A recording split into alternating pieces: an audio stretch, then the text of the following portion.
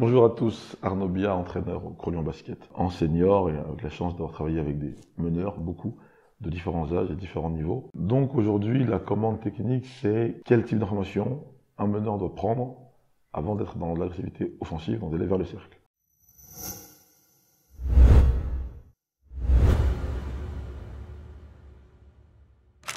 C'est très intéressant comme sujet parce que très souvent, les postes 1 ont une volonté d'aller vers le cercle. L'agressivité offensive, dans le jeu moderne, c'est capital. Les jeunes, ils grandissent en regardant la NBA avec des meneurs scoreurs ultra athlétiques. Pour situer un peu cette vidéo dans le temps, on a Ja Morant qui a mis 52 points l'année dernière. Donc on voit très bien que le meneur qui monte la balle et qui fait une passe et qui attend, c'est un peu terminé. Donc le principal point, le premier, pour moi le plus important que je vous demande vraiment sur lequel il faut plancher, c'est la question de qui je suis. Les joueurs de basket ont un vrai problème à savoir qui ils sont. C'est-à-dire mes points forts, mes points faibles.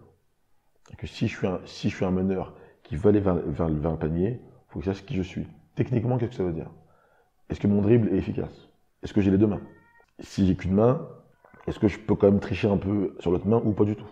Est-ce que j'ai une capacité à changer de rythme et de direction? Est-ce que je change de direction par mon dribble ou par mes qualités athlétiques? Donc, d'un point de vue technique, il faut que j'ai une vision claire de qui je suis, qu'est-ce que je peux réaliser. Et cette vision, elle à mettre en perspective par rapport à qui est mon défenseur. Parce que quand on dit à un joueur, t'as une main droite ou pas, c'est pas d'absolu. C'est t'as une main droite par rapport au niveau du gars qui défend sur toi. Donc, si mon défenseur est fort, est-ce que ma technique individuelle l'est assez pour y répondre? C'est hyper important. Ensuite, tactiquement. Tactiquement, est-ce que mon coach me permet de faire ça? Est-ce que le jeu, si je joue dehors avec des coéquipiers sans coach, est-ce que le jeu me permet de faire ça? Est-ce que c'est à moi de faire ça à ce moment-là par rapport à qui je suis? Et si vous voulez performer en tant que basketteur sur les postes arrière et surtout sur le poste 1, la question de qui je suis, elle est capitale. Trop de joueurs rêvent, c'est-à-dire on regarde à la télé Stephen Curry, on se dit je vais aller jouer dehors, je vais tirer à 10 mètres, je vais Stephen Curry. Non, il y a une somme d'entraînement, de qualité, de compétences qu'il faut avoir en magasin pour prétendre à ce genre de choses. Donc, la question 1, c'est qui je suis. La première prise d'info, c'est celle-ci. Mais ça, je vous assure que même en senior, même à 20, 25, 30 ans, on a des joueurs tous les jours, du niveau départementaux, régionaux, nationaux, du niveau fédéral même, qui ne savent pas qui ils sont. Avant d'aller vers le cercle, il faut que je sache, est-ce que mon équipe, est-ce que mes coéquipiers savent réagir par rapport à ça? Normalement, dans le 5 contre 5, vous avez des réponses techniques à apporter et tactiques par rapport à un choix. Le choix d'attaquer en dribble, c'est ce qu'on appelle le code de la route. C'est-à-dire, si je fais ça, mon coéquipier fait ça en réponse. Si j'agresse le cercle main droite, je sais que à l'opposé, du côté gauche, il y a une coupe vers le panier, par exemple. Donc, est-ce que le code de la route à 5 est carré? Est-ce que le joueur a une passe, c'est ce qu'il a à faire? Est-ce que mon joueur intérieur, c'est ce qu'il a à faire? Est-ce que mon shooter à l'opposé, c'est ce qu'il a à faire? Est-ce que j'ai la compétence tactique de prendre toutes ces infos-là en même temps? Et là, je vous renvoie à un triptyque de démarche qui est tactiquement, je dois être sur voir, anticiper, faire. C'est hyper important. Voir avec qui je joue, anticiper les réactions de mes coéquipiers, faire, agir en conséquence. Si je sais que si j'arrive à droite, mon coéquipier qui est dans le corner va jamais rentrer pour couper parce que lui, il veut tirer, et ben j'arrive à droite, je m'arrête, la balle, je la ressors. Il faut pas que je sois dans un rêve à me frustrer, à dire mais coupe, mais viens, mais remonte. Non, je dois agir par rapport à la réalité tactique des gens avec qui je joue.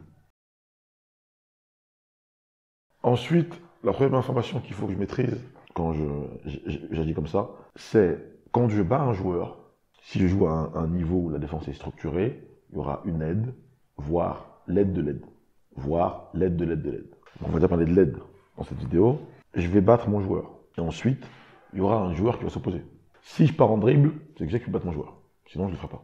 Parce que, comme je l'ai dit, on répond à la question de qui je suis. Qui je suis, un fort joueur de 1 contre 1. Maintenant, mon deal, ça va être gérer l'aide. Et donc, poste 1, on a dit quoi? On a dit voir, anticiper, faire. Dans l'anticipation, c'est D4, voire D5, qui vont rentrer dans dans les aides, dans la raquette pour me fermer l'accès, qui y sont.